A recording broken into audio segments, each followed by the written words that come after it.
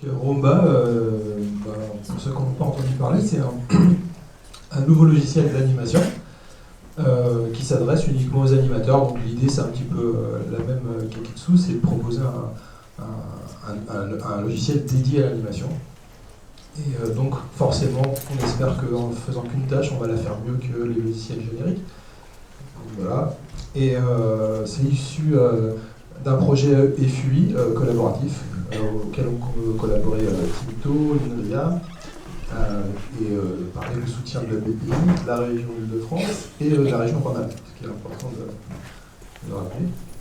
Voilà, donc là on arrive, aujourd'hui c'est pour ça qu'on était très content d'être invité aujourd'hui, parce que on a enfin une bêta, voilà, que les studios vont pouvoir essayer le 2 décembre, je crois, à Régène, c'est ça. Et donc je vais vous faire un tour très rapide de cette bêta, voilà. Donc, c'est de l'avant-première. Voilà, c'est de l'avant-première. Donc,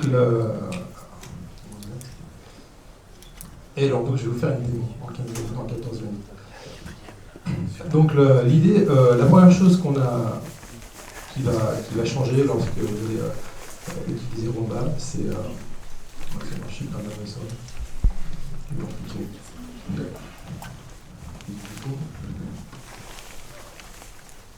Voilà. Merci. Alors, la première chose qui change, qu'on a voulu optimiser, c'est la manipulation de la marionnette. Donc effectivement, on est habitué à faire des marionnettes avec beaucoup de contrôleurs. Donc on arrive avec une nouvelle façon de manipuler les grilles. Alors, je vais vous faire une petite démo.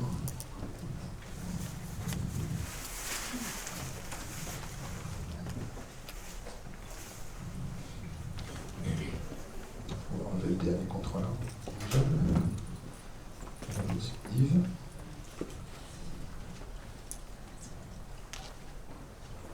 Donc, ce qui se passe, c'est que on a développé un système qui permet de manipuler la marionnette directement avec sa géométrie. Donc il y a tout un paradigme qui va avec ce système, qui est qu'on a décorrélé ce qui est des contrôles du rig et la manipulation. C'est deux choses qui sont très différentes.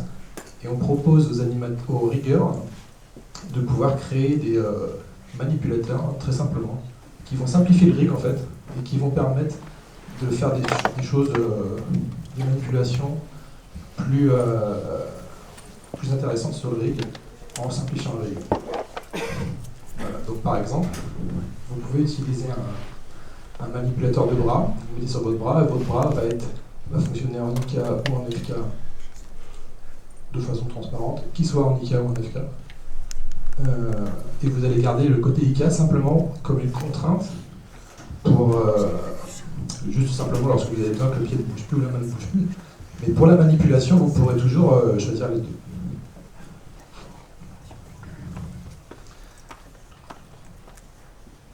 Donc, pareil sur le facial, donc ce système de manipulation va vous permettre de venir très naturellement mettre en pause le rig.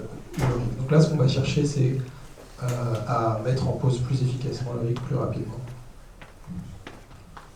Donc la grosse différence aussi ici, c'est que ce qui se passe, c'est que je ne sélectionne jamais rien, je fais que cliquer et tirer sur des choses. Là pour l'instant, j'ai jamais rien sélectionné lors de la manipulation. Voilà, bon, je ne suis pas un animateur, hein, donc j'ai pas fait des superposes. L'idée est là. Tous les rigs que vous voyez ont été faits dans Maya, et c'est des rigs Maya qui ont été faits sans aucune contrainte et qui sont réutilisés à l'identique dans Roomba.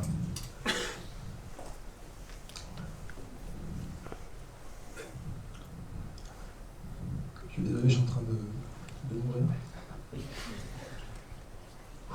Alors, deuxième partie, on va proposer une nouvelle mise en place du projet d'animation pour permettre à l'animateur de organiser son workflow d'animation à sa guise, avec des choses plus modernes et plus simples. Donc là, ici par exemple, on a un petit cycle d'anime. Alors, la partie... merci, c'est gentil.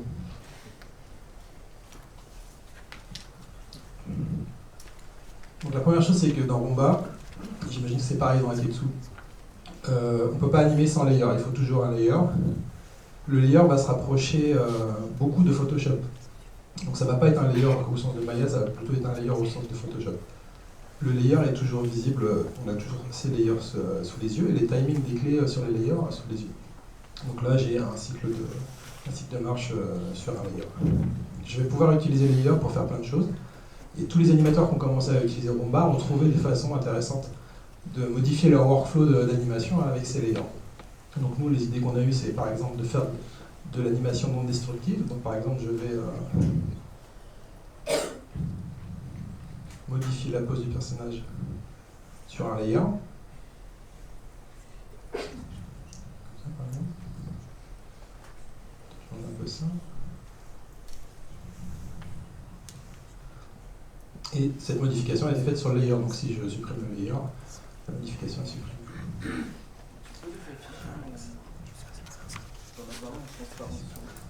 Le Onion Skin ? Ouais, ouais, mais je le montre pas ça. Alors, et donc les layers ont un poids comme dans Photoshop, l'équivalent de l'opacité. Donc le poids, par exemple, on va sélectionner le layer, et on va pouvoir enlever le poids, donc ça désactive le layer, et on va l'activer, ça va activer le layer. Et ce poids, bien sûr, il va être animable, donc on va pouvoir venir mettre une clé, désactiver, le réactiver. On va voir ça tout de suite dans sa timeline. Et donc, d'un seul coup d'œil sur la timeline, on sait, on connaît le timing qui a été utilisé et on voit où est-ce qu'il est utilisé. On peut aussi utiliser la pause libre. Donc on a une pause libre qui est assez classique, qui ressemble à la pause libre que tous les studios font pour les productions. Donc là, elle fonctionne, elle est prête. Je pense qu'elle résout quasiment tous les problèmes. Donc, par exemple, vous pouvez activer des pauses. Je vais mettre ça en layer. Okay. Vous pouvez activer des pauses. C'est comme ça, bon ça c'est des choses classiques. Et on va s'en servir par exemple pour, là tout de suite, pour charger une deuxième animation, un supplément d'animation, comme par exemple cette tête qui tourne. Donc pour ça je vais lui demander de rapporter cette animation à layer. Alors pas comme ça parce qu'il ne faut pas que j'ai de sélection. Voilà. Donc là je vais avoir une anime que je vais mettre en additif, c'est-à-dire que le contenu de cette anime doit s'ajouter à celle de la marche. Donc il y a aussi un mode de blend dans le layer, dans le même sens qu'il y a du blend dans Photoshop. Il y a blend, blend ça remplace l'anime en dessous, et additif ça va additionner l'anime qui arrive. Voilà, on peut par exemple rajouter une animation supplémentaire, commencer à travailler comme ça, en non destructif toujours. Je vais ramener des blinks pour les yeux. Voilà. Puis je vais venir les retimer, les copier-coller en même temps que je joue. Voilà. Et aussi, je vais pouvoir enchaîner des animations. C'est la même idée, mais c'est légèrement différent. Donc là, j'ai une anime spéciale que j'importe aussi sur un layer. Donc là, celle-là, je vais la laisser en blend parce que je veux qu'elle remplace la marche. Je ne veux pas la mélanger à la marche. Je vais faire quelque chose comme ça. Je vais venir la sélectionner, la retimer.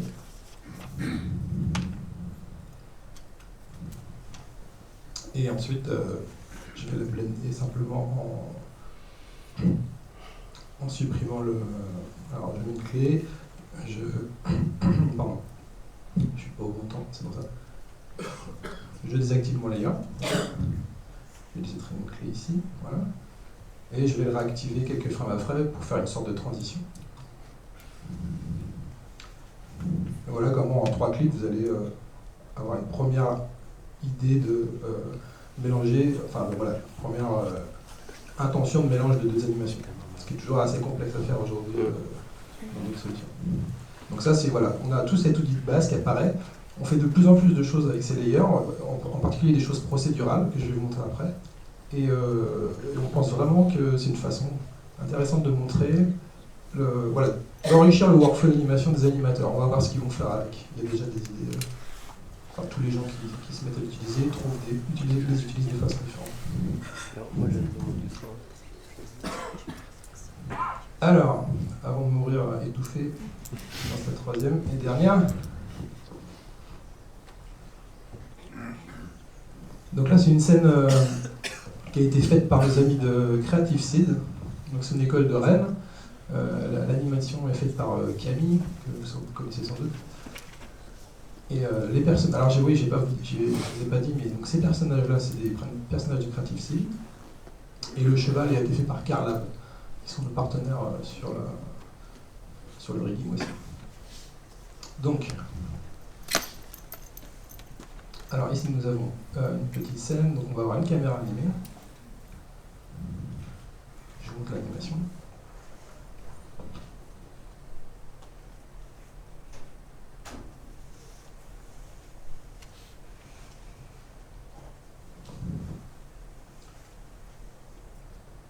Voilà. Alors, je voudrais dans cette scène vous montrer quelques outils un peu nouveaux pour les animateurs. Donc, le premier, c'est le motion trail, donc c'est quelque chose d'assez classique qui permet aux animateurs de débugger leur animation. Donc, vous pouvez simplement vous sélectionner quelques contrôleurs, vous affichez le motion trail, et vous pouvez vraiment en mettre des centaines, c'est pas un problème. Et voilà, c'est très simple, ça s'affiche naturellement, ça fait ce qu'il faut, quoi. Ensuite, vous pouvez aussi, il y a aussi de l'Onion Skin. C'était là qui est content. Alors c'est pareil, on dit juste j'aimerais l'obtenir sur ce personnage-là. Quelque chose comme ça. Donc là, c'est un vrai Onion Skin qui est censé, qui est comme les animateurs le veulent. Il est entièrement configurable. Il y a plein de paramètres de transparence, etc. Et c'est bien le personnage rendu par-dessus en transparence. C'est pas une sorte de ghost un peu bizarre. Il est en réel et il suit la caméra. Il n'y a pas de truc. Alors, le truc que je voulais vous montrer aussi, c'est... alors, on a ça aussi, c'est le zoom viewport classique, hein, mais il est très facile à utiliser. Il est juste sur la molette avec contrôle. On s'en sert beaucoup du coup avec les manipulateurs, c'est très pratique. Ensuite, on a un nouveau mode, c'est le mode d'édition temporelle. Donc, si vous activez ça, en fait, on va vous montrer, au lieu de montrer l'Onion Skin, on va vous montrer des personnages éditables, surtout éditables à toutes les clés, à toutes les frames auxquelles le personnage est édité. Donc, par exemple, je peux venir reposer le personnage sur 5, 6, 7 keyframes, sans rien sélectionner. Là, je l'ai cliqué, alors j'ai sauté dessus, c'est pas très grave. Sans rien sélectionner et sans changer de ton. On remballe. Et j'ai même pas changé de vue. Et donc, dernière chose, les regards acérés des artistes dans la salle ont bien vu que j'attrapais pas bien l'objet. Donc, un des grands cauchemars des animateurs, c'est les contraintes. Donc, les contraintes, alors c'est peut-être bien dans Blender, c'est sans doute bien dans Blender, mais dans Maya, c'est pas bien. Enfin, c'est ce qu'on m'a dit. Et du coup, on a essayé de venir avec une nouvelle solution. Donc là, bon, je vais vous faire une contrainte très simple, mais à savoir que vous pouvez, de la même façon que je vais le faire là, vous pouvez attraper un objet avec la main droite, le lancer, le rattraper à un autre endroit, le relancer et l'attraper avec la main gauche, etc. etc. Et que c'est juste, j'attrape, je libère, j'attrape, je libère. Donc là, je vous le fais juste comme ça. On sélectionne son objet et sa target. On crée un layer qui s'appelle Parent Constraint. Et c'est un layer qui va représenter la contrainte. On se met à l'image sur laquelle on veut la contrainte. On appuie sur Catch.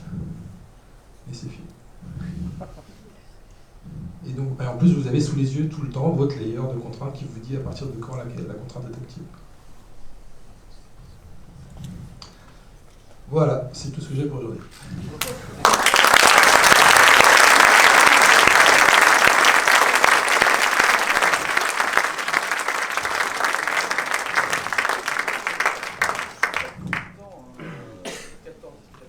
Ouais, mais j'avais répété. Hein. Il reste 30 secondes. Je sais pas ce qu'on peut faire. Une question petite. Ah. Si on peut avoir un. Ouais. Quatrième.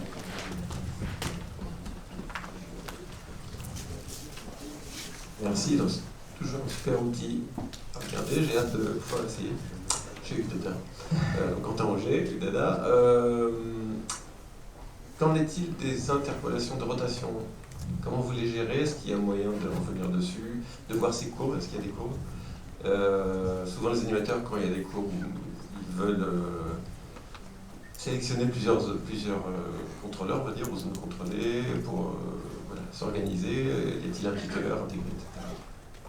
Donc il y a un curve éditeur de bonne facture qui affiche des delete curves. Je ne l'ai pas montré, hein, mais ouais, il y a un curve éditeur. C'est vrai que j'ai oublié de le préciser parce que du coup, je pense que si on bosse bien, dans quelques années, on utilisera beaucoup moins le curve éditeur, on l'utilisera que pour des détails. Et on a quelques idées qui viendront dans la version suivante où on devrait de plus en plus se passer du curve éditeur. En tout cas, si l'animateur veut, il pourra s'en passer et de faire un maximum dans le viewport. Le problème, c'est qu'il est quand même obligé d'y aller pour aller régler des problèmes de rotation, comprendre pourquoi il y a quelque chose qui va pas. Si c'est de la position dans l'espace, la motion trail, ça va l'aider un peu, mais des fois il faudra aller. Donc il y a un curve éditeur professionnel qui est très bien, ça il n'y a pas de problème. Pour ce qui est des rotations aujourd'hui, c'est toujours un modèle de l'air. Donc là, ce que vous avez vu, c'est des rigs Maya. Ils sont identiques à Maya, c'est-à-dire que tous les contrôles sont identiques, donc c'est que des rotations de l'air, avec des rotors d'heure, avec tout est pareil. Voilà. On a d'autres projets pour proposer un nouveau mode d'animation qui serait un peu différent, mais là c'est un peu trop tôt et un peu secret. Il y aurait une idée pour commencer à se passer des ondes de l'air, même voilà. Mais c'est bon. Enfin là je parle de trucs qui n'existent pas. Mais pour l'instant c'est du standard XYZ avec un rotor d'avant. C'est pour une prochaine édition des RAD. D'accord. Et sans limite dans Maya, ça veut dire que tous les déformeurs sont... Alors j'exagère un peu comme d'hab. Tous nos clients auront leur rig sans qu'ils aient besoin de le changer qui fonctionne. Alors après, on le fait un peu au fil de l'eau, au fur et à mesure. Donc, tout ce qu'on a eu entre les mains marche. Je ne peux pas dire que tout marche pas.